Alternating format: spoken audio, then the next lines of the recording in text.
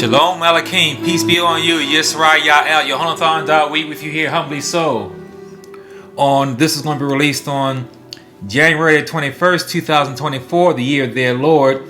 Episode number 59 of the Bemil Otah Shali series, in his own words, Abomination and Tribulation. Abomination and Tribulation. And we're going to make a distinction between different prophecies that are given here. But last week, we spoke about how wars and earthquakes and pestilence is not a new sign. We get a lot of fear mongers and a lot of sermons and a lot of prognosticators and social work prophets who like to make a big deal out of certain wars and earthquakes and different things that have been going on since Yahweh said these things will go on. These are not new signs. We talked about how the Basor must be spread worldwide, which that is what's going on. The Basor, which many people call the gospel, is what is being spread worldwide now. Even now, it has been done so. And prophecy is cyclical. We talked about that because indeed the book of Acts tells us that the word of Yahweh, Shua, was indeed spread throughout the entire world even then. But he said, when his apostles asked them when of these things will happen, the first thing that Yahweh Shua said was, do not be deceived, because many will come into his name. And already we're not realizing what that means. This is Hebrews. This is not people who call on the name of Lord God, Jesus Christ, Jehovah, and all this kind of stuff. He says there will be false prophets and deceivers coming in his name. That means his Hebrew given, revealed name. And here on Yahweh for Hebrews and Christians, that name is Yahweh Shua. You can see that right there in my second book. It is Yahweh Shua. So you're going to have people coming in his name. So they're coming in any kind of Eastern religion name or any kind of modern Western world name, any other kind of other than Hebrew name. That is not what he's talking about. You can easily, and all you Hebrews that are waking up now, can easily filter that out. The key is he says they're going to come in his name. Now, the thing about it is, I mentioned last week how, these wars and earthquakes and pestilence and these types of things are not new signs. Well, these have already happened, and they are happening now, but this is part of the first 5 seals. What many people are not realizing is that they're looking for seals and trumpets and bowls. They're looking for 21 different things to happen all in the space of a short time. Whereas 5 of those things, 5 of the seals have already happened over the past 2,000 years. Brother, you mean tell me we have not been going through these trials and tribulations in the past 2,000 years? I know you're not saying that with the transatlantic slave trade. Hello. Even before that, the Spanish Inquisition. Since the time the temple has been destroyed, we have been persecuted all over the world. Well, let's give 2 scriptures as a backdrop of how we've already been through the first 5 seals in the past 2,000 years. Let's go to Zechariah 13, 7 and 9. This is about the shepherd savior. Awake, O sword, against my shepherd, against the man who is my companion, says Yahweh Sabaoth. Strike the shepherd, and the sheep will be scattered. Then I will turn my hand against the little ones. It will come to pass in all the land, says Yahweh, that 2/3 in it will be cut off and die, but 1/3 will be left in it. I will bring the 1/3 through the fire, will refine them as silver is refined, and test them as gold is tested. They will call on my name, and I will answer them, and I will say, this is my people, and each one will say, this is my mighty one. Wow. So you see here, much of this has already happened, and at the very end, it has not happened. The shepherd indeed has been struck. He was struck over 2,000 years ago, died and resurrected after the 3rd day. And then the sheep have been scattered. That's why you over here now in America speaking English. So this has happened. What has not happened is this remnant at the end in verse 9. The 1/3 being going through the fire. So we're now waiting for the 6th seal earthquake And then we're going to begin this 1/3 going through the fire, the remnant. And then at the very end of verse 9, it says, they will call on my name. We got Hebrew Israelites waking up all over the world. They're waking up now, calling on the name of Yahweh in various aspects of that name and calling on his son. But he says, this is my people, and each one, not us as a collective, each individual one will say, Yahweh is my mighty one. So that's Zechariah 13, 7 through 9. Okay, keep that in your back pocket. Now let's go to Daniel 12 and 7. Daniel 12 and 7 reads thusly. This is after the Malak gives Daniel prophecy of the end times and how just dark it is and how wretched it is and how hurtful it is and how amazing and jaw-dropping it is. And then Daniel says, then I heard the man clothed in linen who was above the waters and river, and he held up his hand. Oh yeah, so let me actually go back up to verse 5.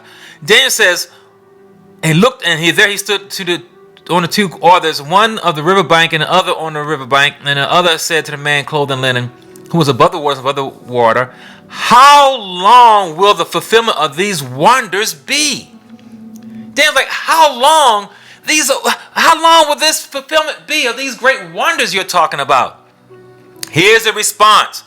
Then I heard the man clothed in linen who was above the waters of the river when he held up his right hand and his left hand to heaven and swore by him who lives forever that it will be for a time, times, and half the times, and when the power of the Kodesh people has been completely shattered, all these things will be finished.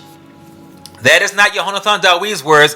The powerful Malak told Daniel that our tribulation that's spoken of in Zechariah 13 and 9, and that remnant is going to go through the fire, that is going to end when all of our power has shattered. Right now, you still got power. You still can go out, you can get on the social media and curse out the president.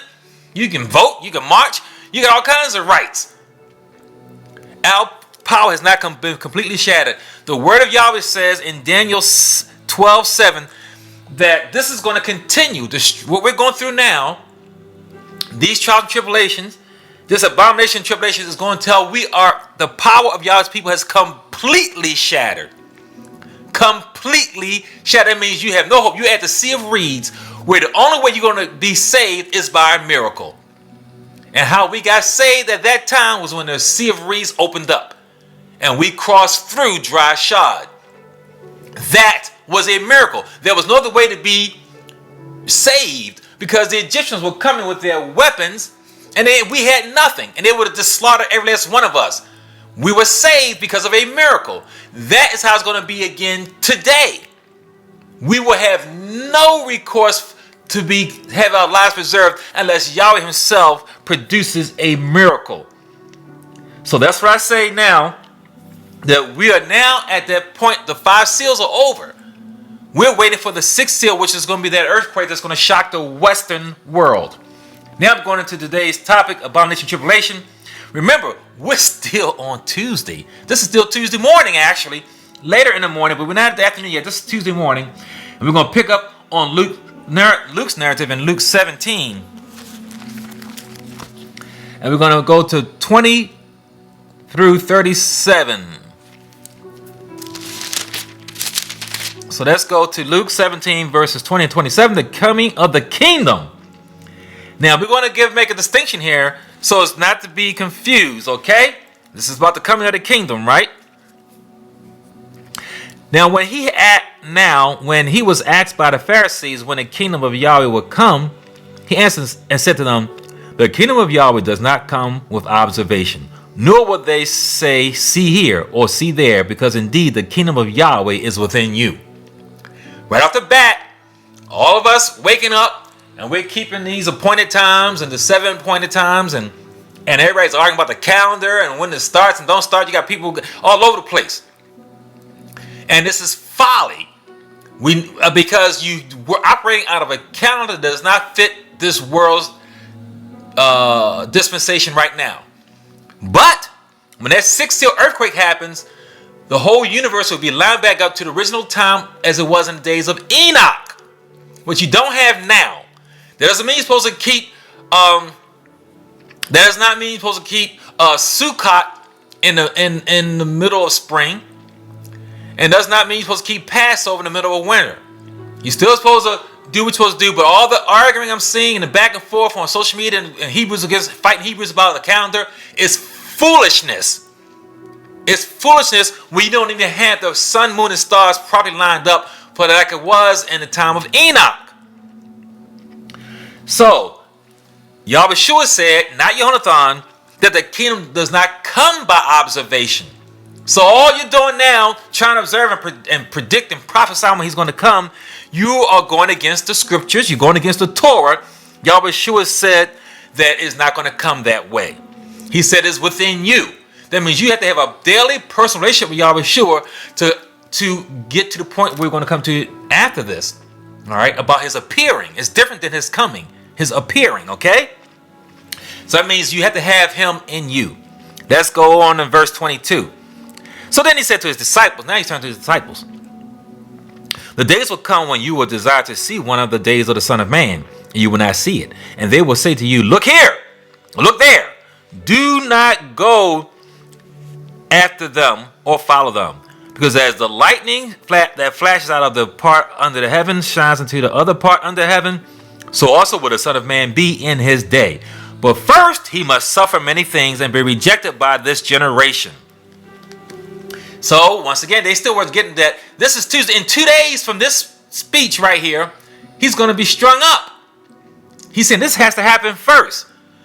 Okay? And then he says that they're going to look for him. And they're going to hunger and thirst for him. It will happen. But he has to be strung up first.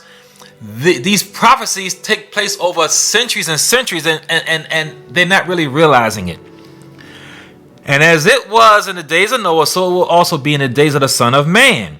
They ate, they drank, they married wives, they were given in marriage, and until the day of Noah entered the ark, and the flood came and destroyed them all. Likewise, as it was also in the days of Lot. Okay, so let's go back to Noah. Over 8 billion, about 10 billion people, some other historians say, destroyed by the flood.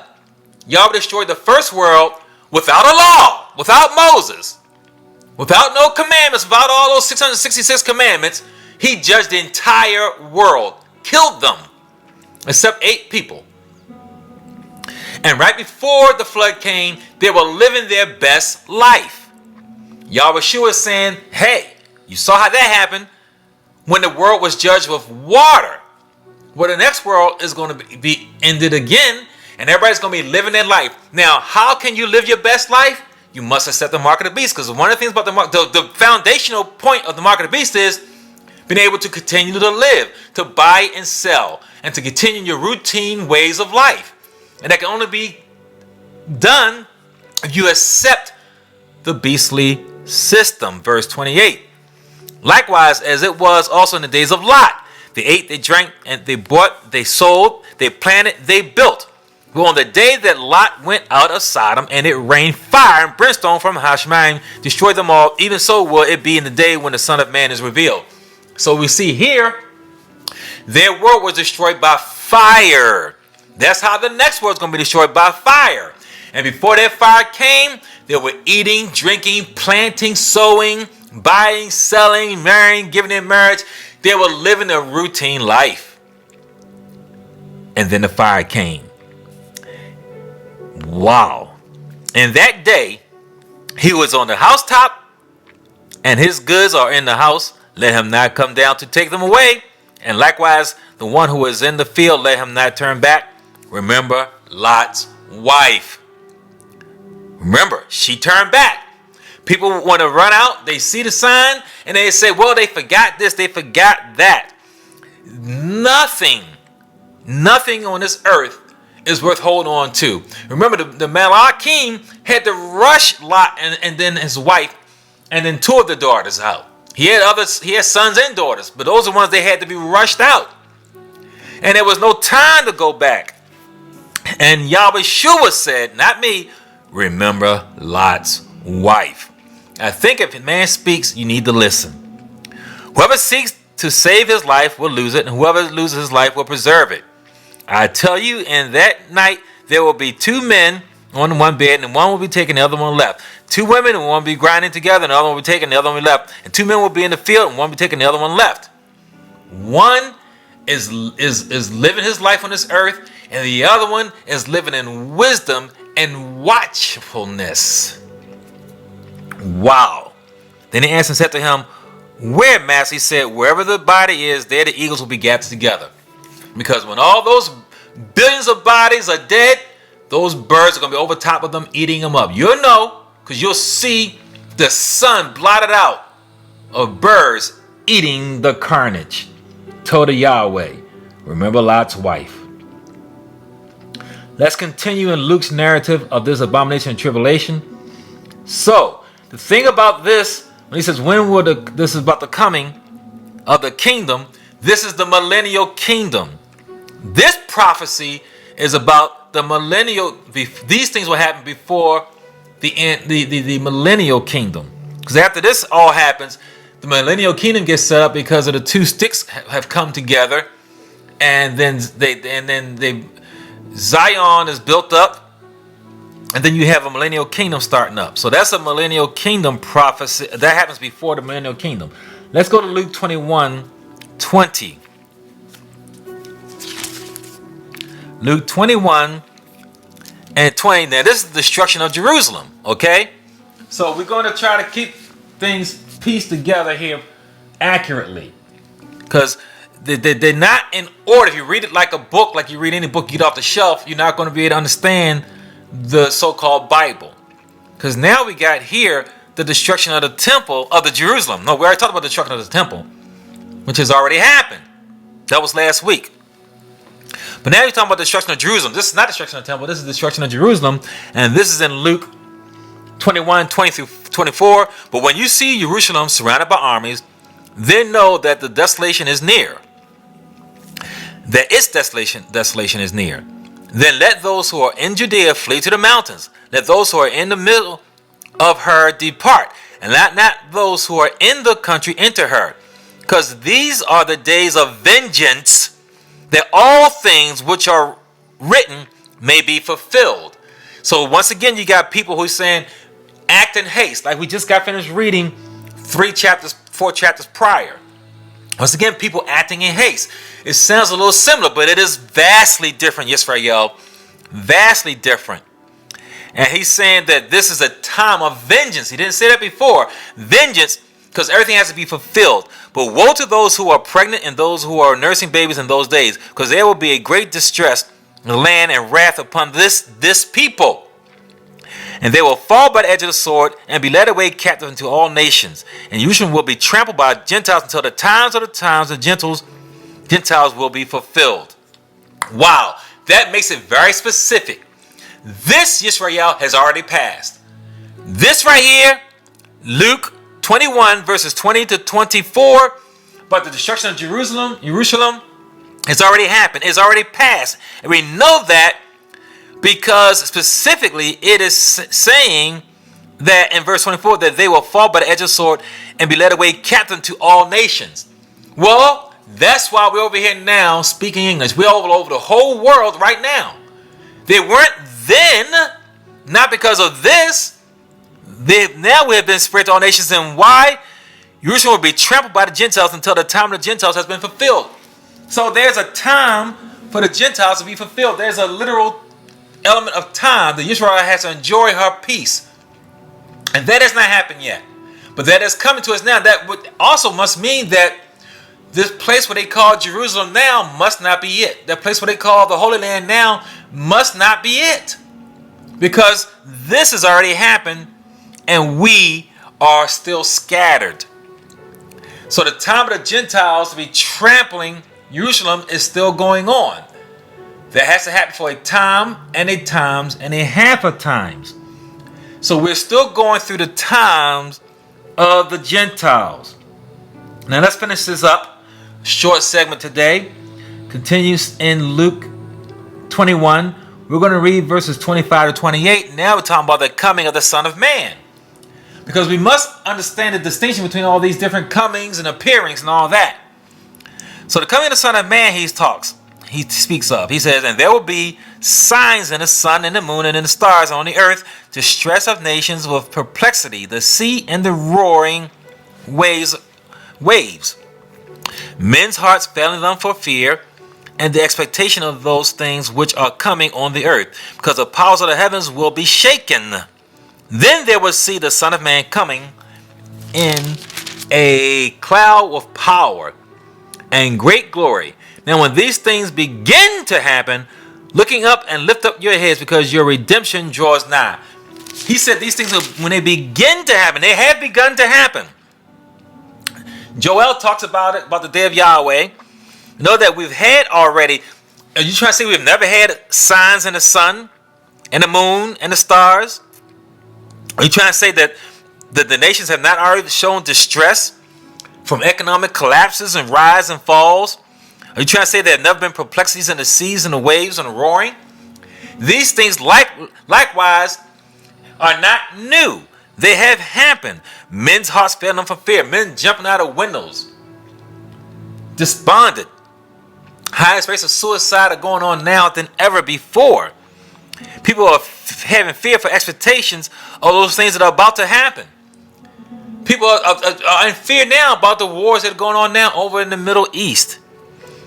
So he says those things are coming on earth because the powers of the heavens will be shaken. Then they will see the Son of Man coming. So then they will see these Son of Man coming with clouds and with power and great glory. You're not going to have to ask, where is he? All right? Like I said before. See, now these things will begin to happen. That's when you look up, because your redemption, look up and lift up your heads, because your redemption draws near.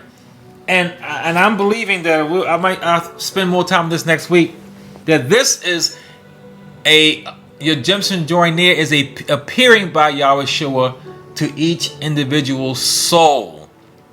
That's names are written in the book of life. So this is going to be his appearing to those who look to him, to those who seek him, who seek his face.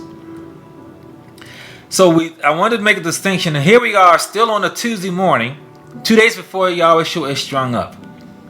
There's a difference between the millennial kingdom coming, the second coming. There's a Gog and Magog when Yehuda, the 144,000, is standing for the war, and Yahweh Shua's robe is bloody. There's different comings and appearings at different times. Okay, so we're going to have to make a distinction between all these things, and we will. And I have started that again already. But we're going to do something deep. Deep again. We're always deep every week here on Yahweh Hebrews and Christians. Yohanan Dawit with you here humbly so. The lesson of the fig tree.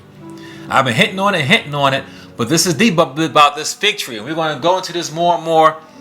But continue your prayers for me, the man of Yah, as I deliver this unleavened word of Yahweh Shua HaMashiach. Until then, Shalom Aleichem, peace be on you.